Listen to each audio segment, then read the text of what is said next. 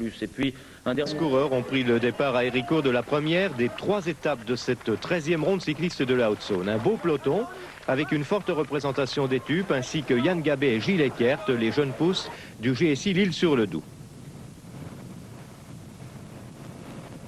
Après 20 km de course, une grosse échappée de 18 coureurs se forma sur les petites routes du département. Ils étaient presque tous là, les favoris, sauf Richard Zostac, le précédent vainqueur. Christian Tary, Denis Moretti et David Degois avaient manqué eux aussi le bon wagon. Dommage pour eux car l'échappée ira jusqu'au bout, c'est-à-dire jusqu'à Jussé après 130 km. Dans ce groupe, on avait reconnu Gabet, Boss, Gana, Ballet, Preto et surtout le Canadien Joël Sagard qui allait s'avérer être l'homme de la course.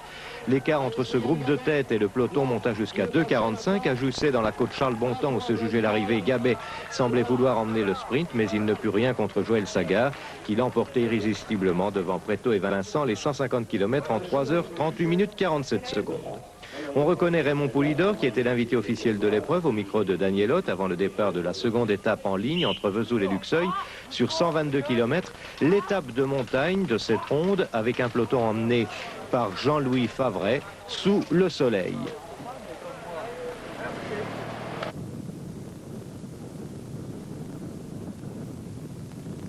Et on allait assister à une réaction des battus de la première journée, et notamment celle de Christian Tary. Après 50 km de course, il a emmené avec lui son coéquipier Richard Zostac, Christophe Versellini du GSI, Yvan Boss des Tupes, ainsi que Dominique Terrier. Ces 5 hommes prendront jusqu'à 2 minutes 15 au passage du col de la Chevestraie, dans les Vosges saunoises.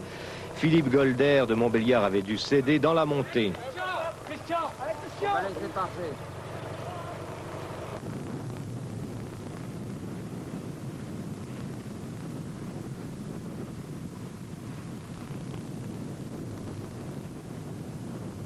Mais au fil des kilomètres, l'avance de ces 5 hommes de tête va fondre petit à petit.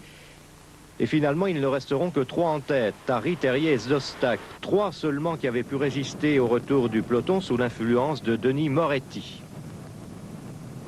Et à l'arrivée à Luxeuil, c'est Richard Zostac qui remportera le sprint devant Terrier et Tary, les 122 km en 3h06 minutes 17 secondes. Ballet remportera le sprint du peloton. 11 secondes plus tard, Joël Sagard conservait bien entendu le maillot de leader.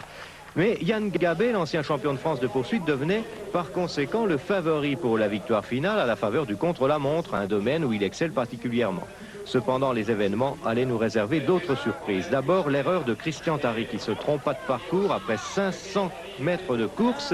Et puis la performance du leader, Joël Sagard, transcendé par le port du maillot. Nous suivons ici Richard Zostac, dossard numéro 2, qui avait fait un malheur l'an dernier dans ce même contre-la-montre. Il va d'ailleurs renouveler sa performance.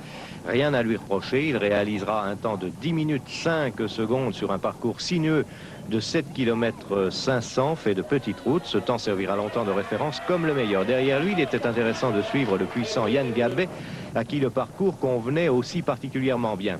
Même performance pour le bisontin du GSI L'Isle-sur-le-Doubs, qui devenait ex aequo avec Zostac, meilleur temps.